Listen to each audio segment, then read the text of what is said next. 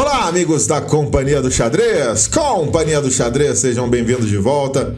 Anderson Loureiro aqui e hoje eu vou trazer para vocês a partida que vocês me pediram no último vídeo aí nos comentários. A partida que eu joguei em 2001 com o grande mestre Krikor Mekhtarian. Na época ele não era grande mestre, ele era apenas um jovem padawan do xadrez. Fãs de Star Wars vão entender, mas já era um jogador muito forte, tanto que antes da partida, quando eu disse que eu ia jogar com um tal de Krikor Mekhtarian, o pessoal falou assim, meus pêsames, né? Então já viu que na época o homem já era terrível.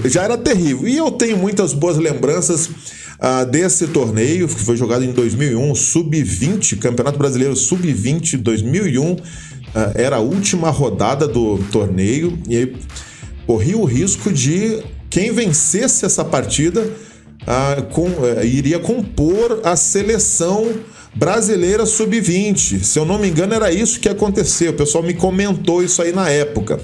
Então eu tenho muitas boas lembranças, foi uma partida decisiva. Tenho boas lembranças de quem me recebeu lá no Clube Ouro Verde, foi o mestre Gerson Barbosa. Um abraço pro mestre Gerson Barbosa, lá do canal Clube de Xadrez Online. Muitos de vocês devem conhecer. Foi o mestre Gerson que me recebeu e foi muito bacana o torneio, uma interação ali com vários jovens enxadristas do Brasil inteiro. Bom, eu vou trazer então essa partida, já deixa aí o seu like de mestre, compartilhe com seus amigos e não deixem de se inscrever no canal acionando o sininho de notificações para não perder as nossas novidades. Partiu o game então, vamos ver esta francesinha que eu joguei contra Krikor Mekhtarian neste jogo derradeiro ali em 2001. E aqui nós vamos nos sentar aqui com o Krikor jogando o lance E4. Lá vem E4 e na época eu joguei o lance E6. Pasmem, joguei o lance E6. Hoje eu estou jogando C5, hora E5. Não estou jogando mais francesa. Dá até uma saudade. Isso aqui é culpa do meu pai, porque meu pai jogava muito francesa, foi campeão de francesa temático lá em Nova Iguaçu. Eu acabei pegando esse negócio. E, bom, nessa época eu treinava bastante francesa. Vamos para a francesinha, então, do Anderson Loureiro. Vai, vem aqui D4 do Krikor, agora D5, naturalmente, e aqui cavalo C3. Joga aqui essa variante com cavalo C3 e eu venho com cavalo F6, jogando aí, tentando puxar para uma linha aí da Steinitz. Vem bispo G5, pregando meu cavalo.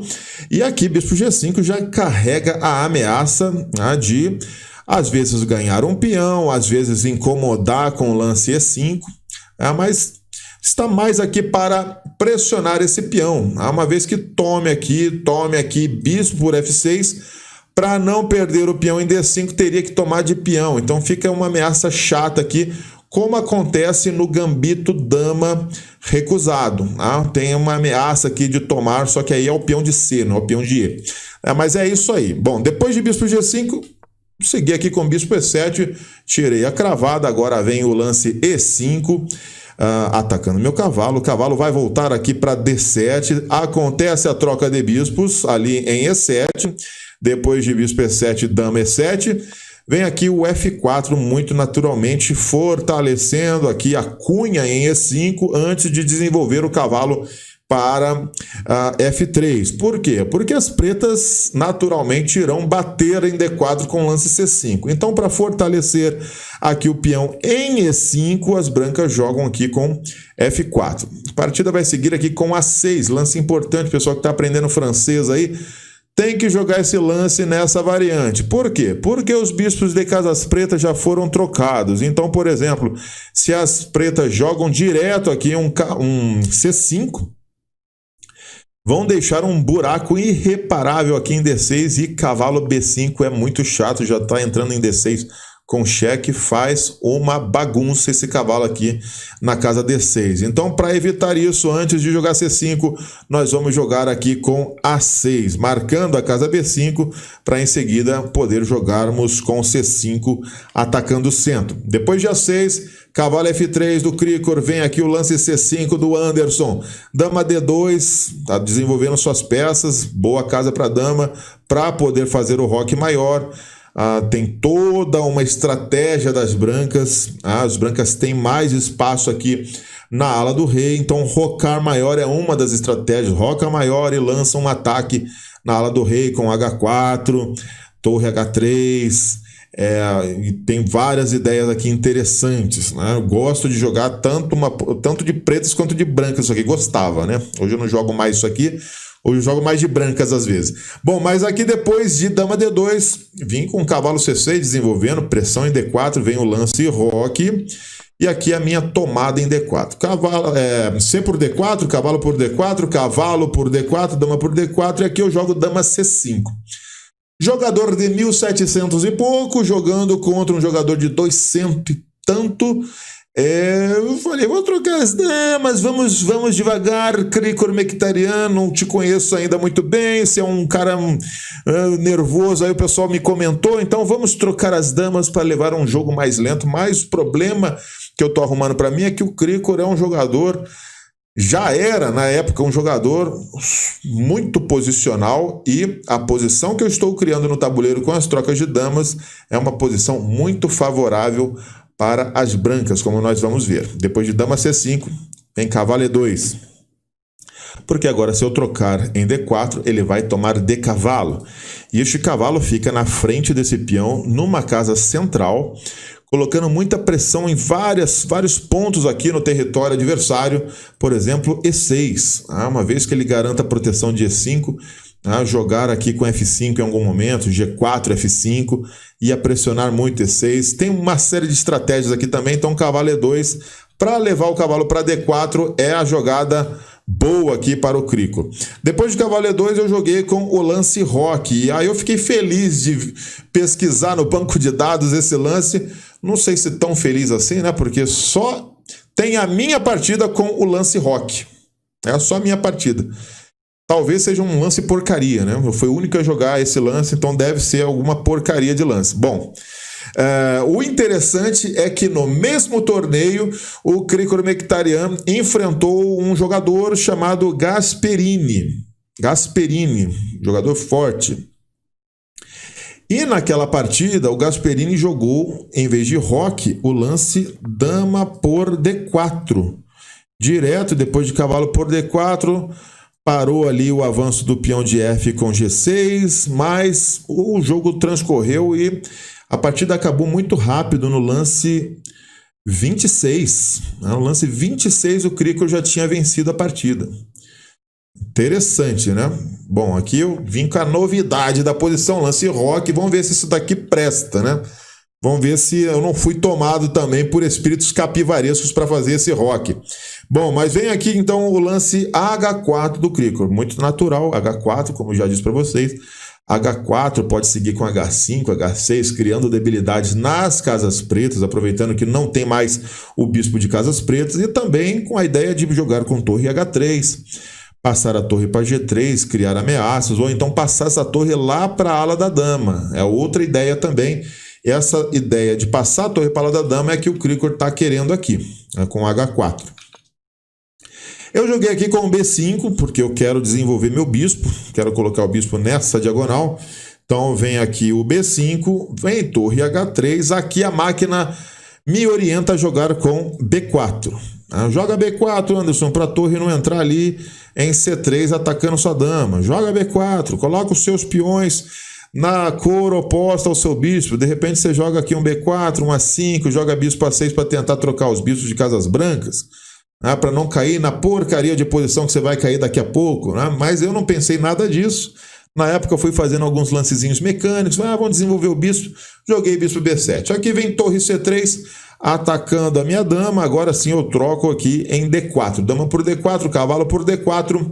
E tento lutar aqui pela coluna. Não quero deixar essa torre também fazer uma graça entrando aqui em C7. Então, torre FC8. Joguei com essa torre para poder trazer o meu rei para o jogo. Talvez aqui por F8, E7. Então, por isso eu utilizei a torre de F. Depois desse lance, o Krikor trocou. Trocou lá em C8, eu troquei aqui em C8, beleza. Bispo D3 é o lance do Krikor. As peças das brancas estão muito bem nessa posição. As brancas, na verdade, o computador gosta muito da posição das brancas, dá aí quase 2 pontos de vantagem, quase uma vantagem decisiva, né?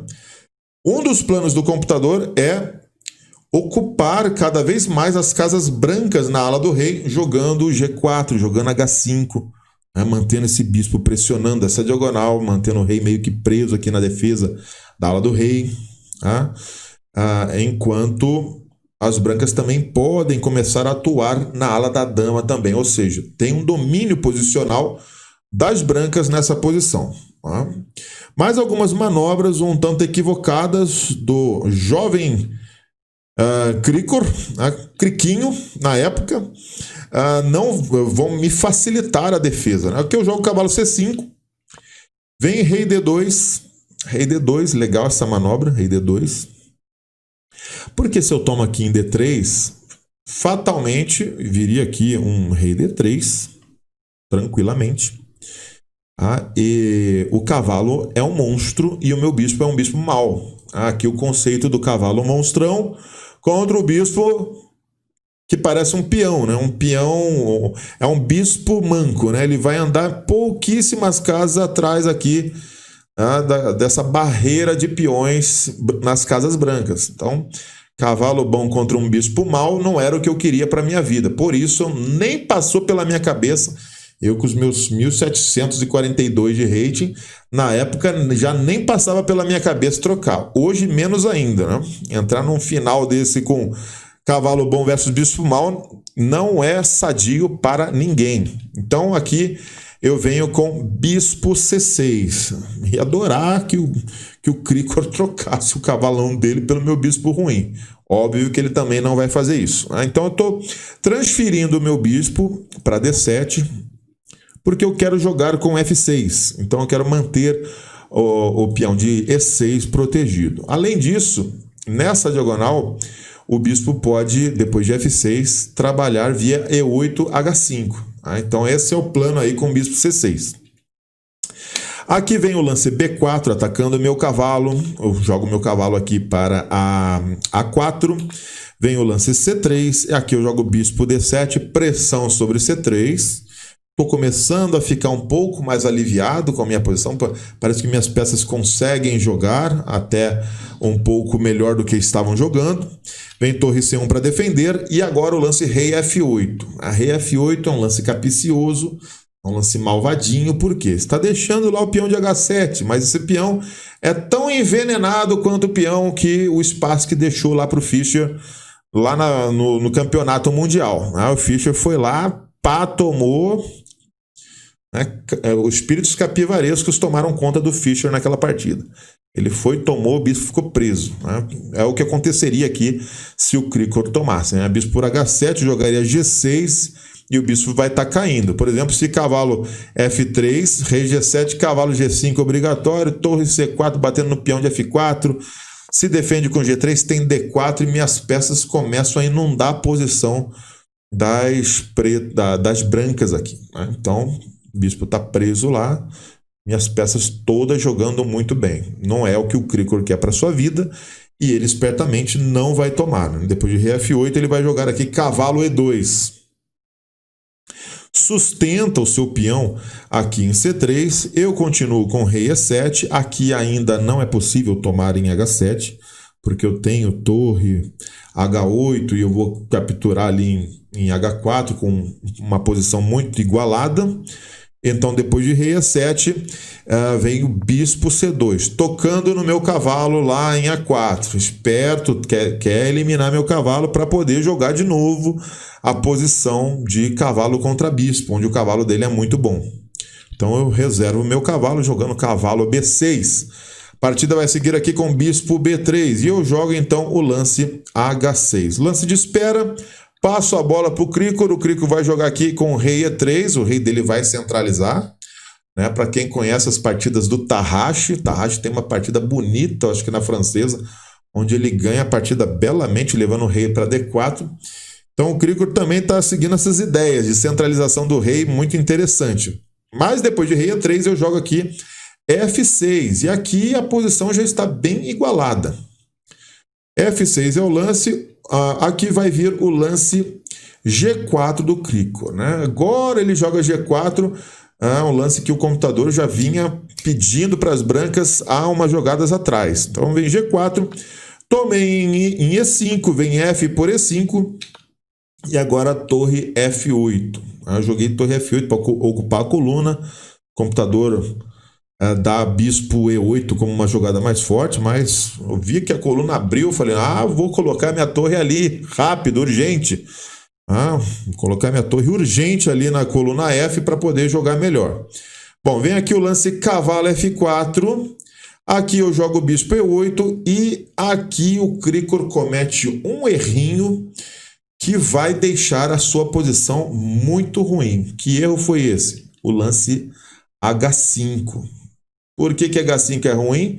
Porque agora eu jogo cavalo D7 tocando no peão E5 e só dá para defender jogando cavalo D3. Não tem como jogar rei D4, porque senão cai o cavalo aqui em F4. Então ele joga aqui com cavalo D3. Eu venho com G6, começo a dar pressão ali no peão em H5. Vem aqui o rei D4.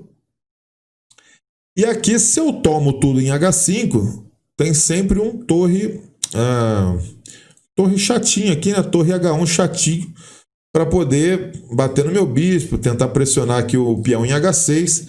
Eu tomei em H5 e depois da tomada eu joguei com torre F5. Né?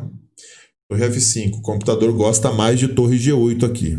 Né? Talvez pela mobilidade da torre de dar cheques no rei adversário aqui na quarta fileira. Né? Mas, bom, joguei torre F5.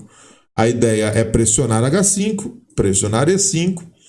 E aqui vem o lance torre H1. Aqui eu jogo bispo por H5, vem cavalo C5. Olha só, cavalo C5. Se eu tomar com cavalo, provavelmente uma tomada de peão seria meio chatinha, né? Porque o peão começa a avançar. Tá?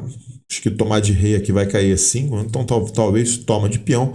Bom, fato é que eu quiser tomar aqui em E5 mesmo. Cavalo por E5 e eu já estou aí levando 2 peões. Vai cair meu peão de A6 agora. Cavalo por A6. E eu estou com um peão de vantagem. O computador me dá aí quase 3 pontos de vantagem nessa posição. Né? Então, estava felizinho, estava vencendo a partida. Quando eu mostrei essa posição para o meu pai, quando cheguei em casa, ele falou assim, Anderson, você estava ganho. Por que você não jogou cavalo G4 aí? Pois é, cavalo G4 era um lance fortíssimo aqui. Um lance fortíssimo. O que cavalo G4 apronta aqui, né? Vamos lá. Deixa eu voltar para a partida. Depois de cavalo por E6, eu joguei aqui o lance rei D6. Ele voltou o cavalo para C5. E aqui sim é o lance cavalo G4. Aqui cavalo G4 está ameaçando o quê? Eu joguei cavalo C6. Não. Mas aqui, se eu jogo cavalo G4, eu estou ameaçando jogar E5, o que obriga a jogada rei D3 e cavalo F2, tá? Dando um duplex aqui no rei e na torre.